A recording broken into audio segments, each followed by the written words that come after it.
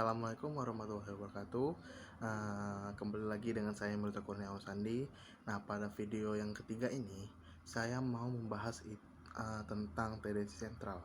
Kita mulai dari pengertian yang terlebih dahulu, yaitu tendensi sentral ialah uh, nilai dalam rangkaian data yang mewakili rangkaian data tersebut.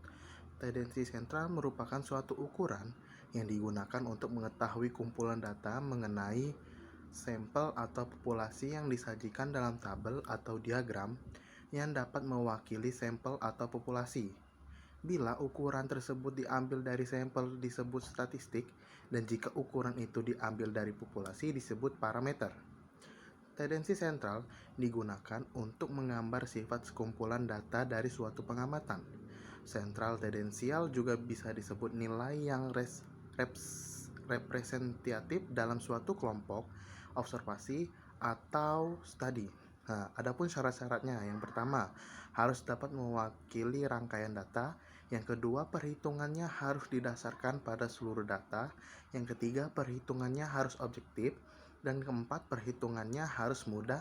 Dan yang kelima, dalam suatu rangkaian hanya ada satu nilai sentral. Nah, kemudian ada ukuran tendensi sentral. Yang pertama, mean. Nah, arti dari mean tidak lain adalah angka rata-rata.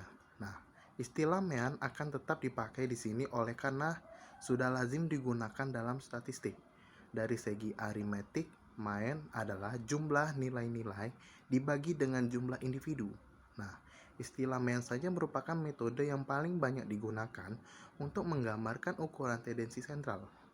Mean atau rata-rata merupakan jumlah seluruh nilai data dibagi dengan seluruh kejadian atau nilai rata-rata dari beberapa buah data. Kemudian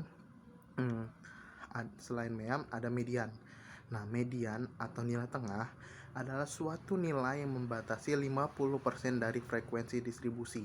Setelah atas dan 50% frekuensi distribusi sebelah bawah, atau merupakan nilai tengah dari rangkaian data yang telah tersusun secara teratur, atau sebagai ukuran letak karena median membagi distribusi menjadi dua bagian yang sama. Nah, median menentukan letak data setelah data itu disusun menurut urutan nilainya. Nah, dan yang ketiga ada namanya modus itu merupakan nilai data yang memiliki frekuensi terbesar, atau dengan kata lain nilai data yang paling sering terjadi. Nah, ukuran ini juga dalam keadaan tidak disadari sering dipakai untuk menemukan rata-rata dan kualitatif. Misalnya, banyak kematian di Indonesia disebabkan oleh penyakit malaria. Pada umumnya, kecelakaan lalu lintas karena kecerobohan pengemudi. Kemudian, maka tidak lain masing-masing merupakan modus penyebab kematian dan kecelakaan lalu lintas. Cara menentukan modus amat sangat mudah, hanya dengan mengamati data yang paling sering muncul dalam suatu rangkaian data. Kadang dijumpai adanya satu modus, atau dua modus, atau tidak ada modus sama sekali. Dan sini ada pembagian kuartil, desil, dan persentil. Nah, kuartil yaitu jika sekumpulan data dibagi menjadi 4 bagian yang sama banyak sesudah disusun menurut urutan nilainya, maka bilangan pembagiannya disebut kuartil. Ada 3 buah kuartil, yakni kuartil pertama, kuartil kedua, dan kuartil ketiga, yang masing-masingnya disingkat dengan Q1, atau terus yang kedua Q2, dan yang ketiga Q3. Kemudian ada namanya desil. Desil itu sekumpulan data dibagi menjadi 10 bagian yang sama, maka didapat 9 pembagian. Dan tiap pembagian dinamakan desil. Nah, itulah yang namanya desil.